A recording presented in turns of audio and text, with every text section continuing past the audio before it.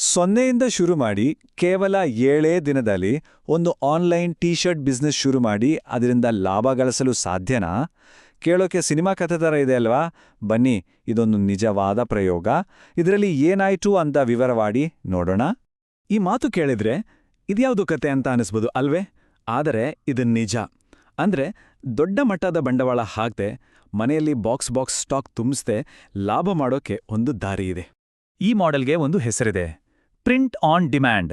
Simple ಆಗಿ ಹೇಳೋದಾದ್ರೆ, ನೀವು ಮುಂಚಿತವಾಗಿಯೇ ನೂರಾರು ಟೀ ಶರ್ಟ್ ಪ್ರಿಂಟ್ ಮಾಡಿಟ್ಕೊಳ್ಳೋ ಅವಶ್ಯಕತೆನೇ ಇಲ್ಲ. ಯಾವಾಗ ಒಬ್ಬ ಕಸ್ಟಮರ್ ನಮ್ಮ ವೆಬ್ಸೈಟಿಂದ ಆರ್ಡರ್ ಮಾಡ್ತಾರೋ ಆಗ ಮಾತ್ರ ಆ ಟೀ ಶರ್ಟ್ ಪ್ರಿಂಟ್ ಆಗತ್ತೆ, ಪ್ಯಾಕ್ ಆಗತ್ತೆ, ಆಮೇಲೆ ನೇರವಾಗಿ ಅವ್ರ ಮನೆಗೋಗುತ್ತೆ. ಸರಿ, ಚಾಲೆಂಜ್ ಸ್ಟಾರ್ಟ್ ಆಯಿತು. ಡೇ 1 ಗುರಿ ತುಂಬಾನೇ ಕ್ಲಿಯರ್ ಆಗಿತ್ತು. ಒಂದೇ ದಿನದಲ್ಲಿ ಒಂದು ಒಳ್ಳೆ ಐಡಿಯಾ, ಅದಕ್ಕೊಂದು ಡಿಸೈನ್, ಮತ್ತೆ ಅದನ್ನ ಮಾರೋಕೆ ಒಂದು ಆನ್ಲೈನ್ ಶಾಪ್ ಎಲ್ಲವನ್ನೂ ರೆಡಿ ಮಾಡಬೇಕು. ಮೊದಲಿಗೆ ಫಿಟ್ನೆಸ್ ಅನ್ನೋ ಒಂದು ಕ್ಯಾಟಗರಿ ಆಯ್ಕೆ ಮಾಡಿದ್ರು. ಆಮೇಲೆ ಅದರಲ್ಲಿ ಏನು ಟ್ರೆಂಡಿಂಗ್ ಇದೆ ಅಂತ ಹುಡುಕ್ತಾಗ ವಿಂಟರ್ ಆರ್ಕ್ ಅನ್ನೋ ಒಂದು ಟಾಪಿಕ್ ಸಿಕ್ತು. ಅದಕ್ಕೆ ಮ್ಯಾಚ್ ಆಗೋ ಥರ ಒಂದು ತಮಾಷೆಯಾಗಿರೋ cartoon body builder design ready ಮಾಡಿ ಶಾಪಿಫೈ ಅಂತ ಒಂದು ಪ್ಲಾಟ್ಫಾರ್ಮ್ ಇದೆಯಲ್ಲ, ಅದರಲ್ಲಿ ಫಟಾಫಟ್ ಅಂತ ಒಂದು ವೆಬ್ಸೈಟ್ ಕೂಡ ರೆಡಿ ಆಯಿತು. 2ನೇ ದಿನ ಇಲ್ಲೊಂದು ದೊಡ್ಡ ಚಾಲೆಂಜ್ ಬಂತು.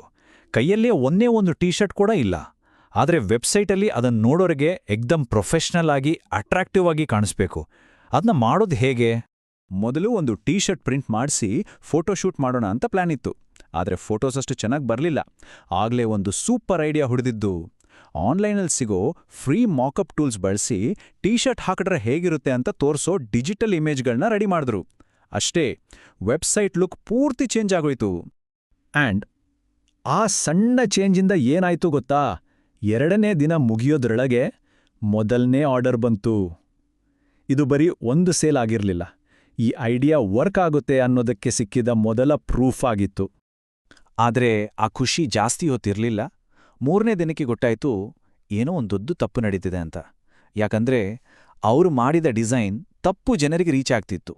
ಹಾಗಾದ್ರೆ ಆ ವಿಂಟರ್ ಆರ್ಕ್ ಡಿಸೈನ್ ಯಾಕೆ ಕ್ಲಿಕ್ ಆಗ್ಲಿಲ್ಲ? ಕಾರಣ ತುಂಬಾ ಸಿಂಪಲ್. ಆ ಟ್ರೆಂಡ್ ಬಗ್ಗೆ ಗೊತ್ತಿದ್ದಿದ್ದು ಫಿಟ್ನೆಸ್ ಫೀಲ್ಡಲ್ಲಿರೋ ಕೆಲವು ಜನರಿಗೆ ಮಾತ್ರ. ಬಾಕಿ ಜನರಿಗೆ ಅದೇನೆಂದು ಗೊತ್ತೇ ಇರಲಿಲ್ಲ. ಸೊ ಯಾಕೆ ಕೊಂಡ್ಕೊಳ್ತಾರೆ? ತಕ್ಷಣ ಸ್ಟ್ರಾಟಜಿ ಚೇಂಜ್ ಮಾಡಲೇಬೇಕಾಯ್ತು. ವಿಂಟರ್ ಆರ್ಕ್ ಥರ ಚಿಕ್ಕ ಗುಂಪಿಗೆ ಮಾತ್ರ ಗೊತ್ತಿರೋ ವಿಷಯ ಬಿಟ್ಟು, ಆ ಟೈಮಲ್ಲಿ ಇನ್ಸ್ಟಾಗ್ರಾಮಲ್ಲಿ ಸಿಕ್ಕಾಪಟ್ಟೆ ವೈರಲ್ ಆಗಿಂದ ಒಂದು ಮೀಮ್ ಇದೆಯಲ್ಲ, ಅದನ್ನೇ ಡಿಸೈನ್ ಆಗಿ ಮಾಡಿದ್ರು. ಈ ಮೀಮ್ ಎಲ್ಲರಿಗೂ ಗೊತ್ತಿದ್ರಿಂದ ಜನರಿಗೆ ಬೇಗ ಕನೆಕ್ಟ್ ಆಯ್ತು. ಇದು ನಿಜವಾಗ್ಲೂ ಒಂದು ಗೇಮ್ ಚೇಂಜಿಂಗ್ ಮೂವ್ ಆಗಿತ್ತು.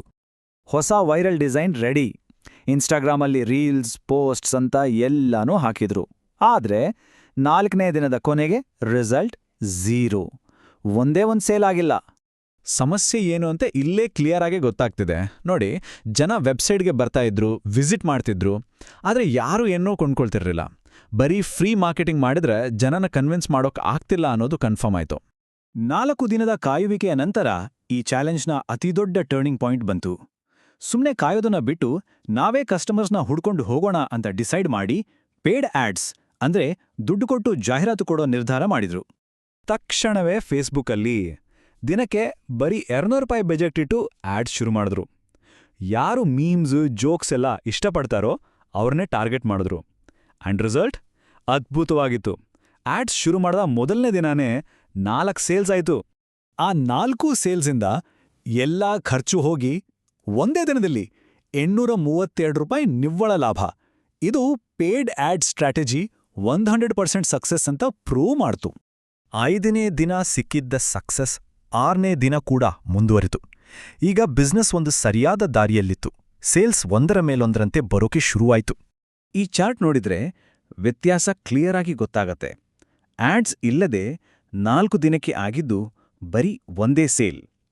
ಆದರೆ ಆಡ್ಸ್ ಶುರು ಮಾಡಿದ ಮೇಲೆ ಕೇವಲ 2 ದಿನದಲ್ಲಿ 12 ಸೇಲ್ಸ್. ಬದಲಾವಣೆ ಎಷ್ಟು ದೊಡ್ಡದಿದೆ ಅಲ್ವಾ?